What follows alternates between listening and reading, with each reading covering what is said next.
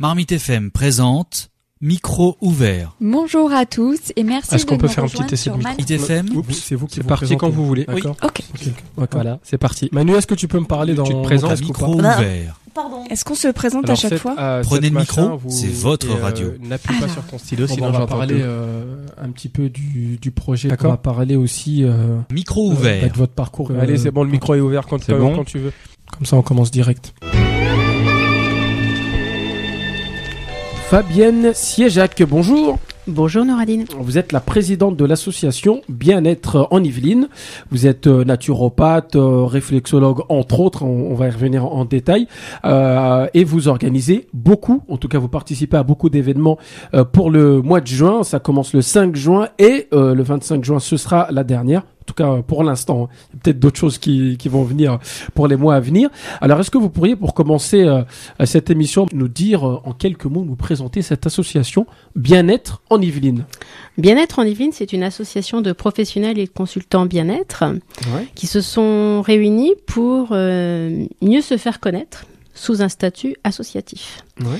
Cette association est née l'année dernière, au mois de septembre, quand il nous a venu l'idée dans l'esprit de faire un salon du bien-être. Pour cadrer plus l'événement, on a préféré donc constituer une association. Donc, ça a été fait donc au mois de septembre. Le siège était à Villepreux et le salon du bien-être a eu lieu le 8 et le 9 novembre à Villepreux. Suite au succès de ce salon, puisqu'on a reçu à peu près 400 personnes, et les praticiens et consultants qui ont participé bénévolement, ils ont voulu se réunir et consolider une bonne association pour mieux se faire connaître. Donc, on a revu les statuts, on a fait une charte professionnelle, on a fait aussi un règlement intérieur afin de cadrer les activités de chacun et surtout l'activité de l'association. Et donc, l'association a changé de siège, par contre. La ville de Plaisir nous a accueillis pour de nouveaux événements à partir certainement de l'année prochaine. Donc, on a changé ici. Et puis, l'association s'est aussi, étoffée dans son équipe. Vous avez recruté?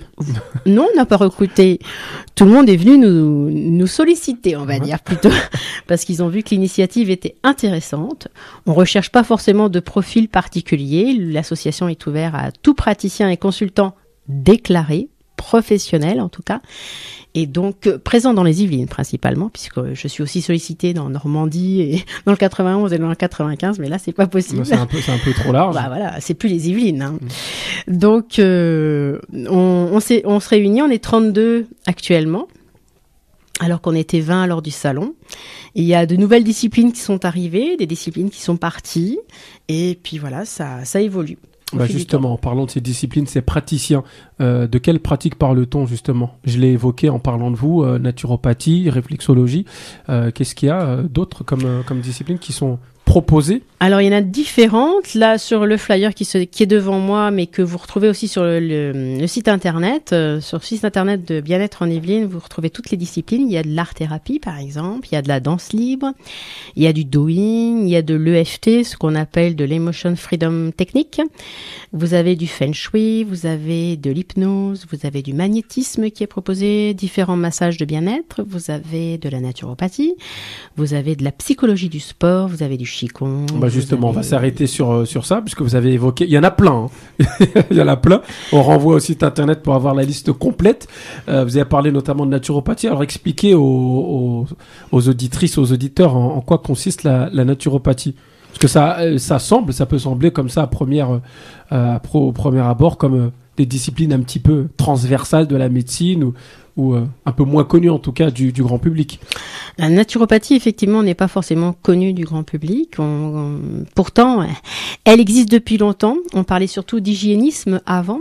Et nous avons exactement le même représentant historique que les médecins, à savoir Hippocrate. Donc, Hippocrate disait que l'aliment était ton principal remède. Et c'est sur ça que le naturopathe se base. Donc le naturopathe, c'est 60% d'équilibre alimentaire facile. Et puis après, c'est des techniques manuelles comme la réflexologie, les massages. Il y a des techniques énergétiques comme l'auriculothérapie et comme le shiatsu, comme Beaucoup de beaucoup de pratiques, techniques. Venues d'Asie, principalement. Venues d'Asie, venues d'ailleurs aussi, puisque les techniques de bien-être ne s'arrêtent pas du tout à l'Orient. Il y a l'Occident aussi. Je ne saurais te dire quelles sont les origines de toutes les techniques. Parce que même si la naturopathie, c'est l'ensemble de toutes les techniques de bien-être, je les maîtrise pas toutes. Loin de là. Et donc, je fais souvent appel à des collègues, d'où l'intérêt de l'association. Comme ça, au moins, on peut être amené à discuter entre nous d'un cas d'école et puis de pouvoir donc proposer à un client, on va dire, un accompagnement plus complet.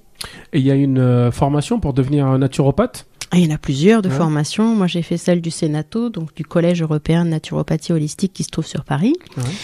Vous avez l'Euronature qui est présent sur Paris, sur Lyon et sur Toulouse. Vous avez d'autres écoles, je les connais pas toutes, mais vous avez aussi Dargère, vous avez Rousseau, Alain Rousseau ou Isupnat, donc il y en a plusieurs écoles, plus ou moins sérieuses. Elles sont adhérentes à des fédérations, donc qui créditent donc leur sérieux derrière. Nous, le Sénato est adhérente de la FENAMAN, et la FENAMAN est une représentation française plutôt, qui défend aussi les naturopathes afin qu'ils soient plus reconnus. Nous avons aussi un syndicat professionnel qui s'appelle l'Omnes, qui aussi, lui, se bat pour qu'on soit mieux reconnu. Puisque dans certains pays européens, la naturopathie est reconnue, au même niveau que les médecins, voire parfois peut-être mieux.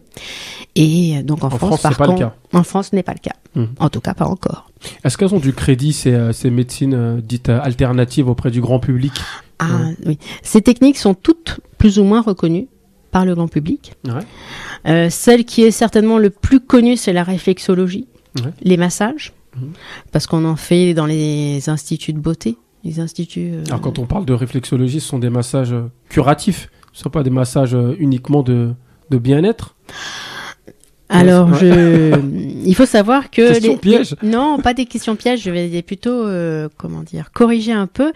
Il se trouve que les techniques de bien-être sont censées normalement venir en prévention et pas forcément faire du curatif, parce que si on fait du curatif, ça pourrait se confondre à du soin, alors que normalement un médecin est là pour soigner. Est-ce qu'on joue pas un peu sur les mots là? On joue peut-être sur les mots, mais pour certains c'est important. Donc on est obligé d'avoir aussi cette séparation actuellement entre le soin et le bien-être. Donc même si beaucoup de praticiens et consultants bien-être sont convaincus qu'ils ne font pas que du bien-être et qu'effectivement ils peuvent être amenés à faire de la thérapie ou du soin, on ne peut pas non plus dire trop de choses, donc je ne le dirai pas. Et donc nous faisons en tout cas du bien-être. Nous souhaiterions avoir plus de personnes qui viennent en préventif, puisque la naturopathie c'est une médecine préventive. Mais dans ma clientèle, je reçois aussi des personnes qui veulent aussi du curatif. Donc je les accompagne aussi. Et du coup, concrètement, quand vous avez... en plus, on peut pas dire patient, alors du coup. Eh ben non. Faut que je cherche Nous dit consultant ou client. Voilà, un client, on va dire, qui vient vous voir pour en général, si c'est curatif, parce qu'il y a un petit souci. Oui. Je sais pas, n'importe quel souci de santé. Donc, il y a un diagnostic qui est fait, puis vous essayez de réorienter par rapport à l'alimentation, parce que c'est 60%, mais... Alors nous concrètement, qu'est-ce que vous faites Alors nous ne faisons pas de diagnostic, puisque c'est encore un terme médical. C'était le terme Nous faisons des bilans de vitalité, en tout cas les naturopathes, c'est comme ça que ça se dit. Donc on va mesurer la vitalité de la personne qui vient nous voir, afin de pouvoir lui proposer une orientation, que ça soit désintoxication ou revitalisation, dans l'objectif de pouvoir l'aider dans cette problématique. On va prendre un exemple tout banal. Par exemple, la personne vient nous voir avec un nez qui coule. Que l'écoulement soit transparent ou épais, il vient nous voir avec un nez qui coule. Et dans ma pratique, moi je vais lui proposer éventuellement des lavements du nez. Donc on va utiliser l'eau à température du corps pour éviter d'agresser les muqueuses nasales, et on va lui demander de se laver régulièrement le nez, donc si possible avant de manger, afin que le nez soit moins encombré et qu'on puisse apprécier mieux le repas aussi, parce avec des produits spécifiques. Ah non, que de l'eau. Que de l'eau. Que de l'eau. On peut rajouter aussi... De l'eau du robinet pleine de pesticides? Non, là, je suis un peu ironique. Pas forcément pleine de pesticides, mais on peut utiliser l'eau du robinet puisque l'objectif, c'est de nettoyer. Ouais. Donc, à un moment donné, ce qu'il y a dans le nez n'étant pas si génial quand on a le nez bouché, donc c'est pas si grave que ça d'utiliser de l'eau du robinet. Mais voilà, donc on va utiliser de l'eau du robinet, on va la faire un petit peu chauffer, et puis on va c'est important, chauffer. Oui, pour éviter d'être agressé par l'eau chaude ou l'eau froide, et puis on va nettoyer le nez avec une sorte d'accessoire que moi j'utilise, c'est le Lota, c'est un accessoire qui vient des médecines ayurvédiques, qui ressemble à une sorte de petite théière avec un grand bec, et on met ça dans le nez afin que l'eau coule dans une narine et s'écoule par l'autre, et donc puisse en même temps évacuer les déchets. Alors on a parlé, c'est très intéressant, on a parlé justement de ce que pensait peut-être le grand public. Alors c'est pas encore très développé en France notamment, il y en a qui vous consultent. Pardon, consulter, c'est un terme médical. Non, c'est bon. Ah, ça va, consulter. Qui vous consulte. Et par rapport aux médecins, alors, est-ce que les médecins vous mettent un petit peu de côté, vous regardent comme des pestiférés, ou est-ce que justement on vous envoie parfois quelques patients moi, complément peut-être. Dernièrement, j'ai eu des clients qui me sont venus recommandés par des médecins. Alors pas forcément mon nom étant reconnu, mais ma pratique, est reconnue. Et puis les clients ont regardé dans l'annuaire ou sur internet s'il y avait un naturopathe près de chez eux, et puis c'est comme ça que je les ai retrouvés. Mais sinon, généralement, c'est rare quand ça vient de chez un médecin. Donc, c'est pas forcément que nous sommes des pestiférés pour tous les médecins, loin de là. C'est qu'ils n'ont pas forcément l'information. Lors de leur formation, on ne les informe pas sur ce genre de technique. Après, c'est par curiosité qu'ils y vont ou pas. Et puis voilà, s'ils sont intéressés, ils se spécialisent. Il y a même des médecins qui deviennent réflexologues ou naturopathes. Hein. En sachant que pour l'instant, ce n'est pas reconnu par l'ordre des médecins. Non. Et la sécurité sociale ne prend pas en charge donc les consultations. Okay. Non. Mais nous coûtons moins cher qu'un médecin. Ah. Oui, parce que quelque part, moi je dis souvent à mes clients, vous allez voir vos médecins, vous allez le voir pendant un quart d'heure, 20 minutes, il va vous coûter actuellement, c'est 23 €. La consultation. Voilà, 23 €. Certes, vous avez un remboursement de la Sécu, mais tout le monde sait qu'il y a un trou énorme dans les caisses de la Sécu. Et que chaque contribuable, par ses impôts, rembourse ce trou de la Sécu. Alors qu'un naturopathe, certes, il vous prend 50 € de l'heure, en moyenne, mais bon, il n'y a plus rien à rembourser derrière. Si ça marche. Mais ça marche, la naturopathie, j'en suis même la preuve vivante. Vous devriez alors prendre dans votre cabinet, vous devriez prendre la sécurité sociale pour essayer de la guérir de ce trou. Peut-être que ça marchera avec la naturopathie. Ça marche pas en politique. Bon, blague à part. On va en venir à vos actions, puisque vous serez présente avec l'association sur le terrain. Le 25 juin, donc, une soirée que vous organisez, une soirée bien-être dans l'espace coworking Blue Office. Oui, le Blue Office nous a accueillis le 9 avril dernier pour faire une réunion interprofessionnelle, puisque l'association Bien-être en Yvelines a une particularité, c'est qu'elle rassemble des professionnels de toutes les Yvelines, Et donc, du fait de notre éloignement à chacun, le meilleur moyen de faire connaissance, c'est d'organiser des réunions interprofessionnelles. Donc, j'ai organisé la première le 31 janvier à Méré, à l'espace Colibri-Zen, la deuxième le 9 avril à Blue Office, la troisième aura lieu le 18 juin de cette année à Maison Lafitte, à Blue Office aussi, puisqu'ils ont un espace de coworking là-bas. Et le 25 juin, pour remercier Blue Office de nous avoir accueillis le 9 avril, on leur propose une soirée bien-être dans leurs locaux. Donc là, nous, on aura une belle équipe, parce qu'il y a déjà plus de 16 personnes qui viendront de l'association, alors que nous sommes 32. Ouais. Donc il y aura des masseurs, il y aura des exposants. Moi, personnellement, je n'aurai pas le temps d'exposer, donc je serai à l'entrée en train d'accueillir le public, puisque tout public peut y venir. Le moyen pour pouvoir être prévenu, c'est d'aller sur le site internet et de me laisser votre adresse internet, ainsi je vous enverrai une invitation. L'entrée est payante, 10 € pour une personne et 15 € pour 2 personnes. C'est une soirée qui aura lieu de 18h45 à peu près 22h. Il y aura des conférences, des ateliers, des massages, de la réflexologie, et des exposants que vous pourrez aussi découvrir. Et donc, la soirée sera là pour se détendre. Voilà, donc ça, ce sera le 25 juin. Je rappelle que vous pouvez retrouver toutes les informations sur le site www.bien-être-en-yvelines.fr. Fabienne, vous êtes venue avec quelques ouvrages. Je vais vous demander d'en choisir peut-être un pour nous en parler, puis de nous donner des petites références pour ceux qui souhaiteraient en savoir plus sur la à naturopathie notamment? Alors moi je suis venue effectivement principalement avec des livres que je maîtrise le plus. Donc la naturopathie, il y a plusieurs bouquins qui existent sur la naturopathie. Moi je vais vous en citer 2 qui ont été écrits par mon directeur d'école, à savoir Daniel Kieffer. Donc la naturopathie pratique, les 24 heures de l'homme heureux chez Jouvence, édition Jouvence. Très facile d'accès, c'est quelques pages pour mieux comprendre ce que c'est que la naturopathie au quotidien. Ouais.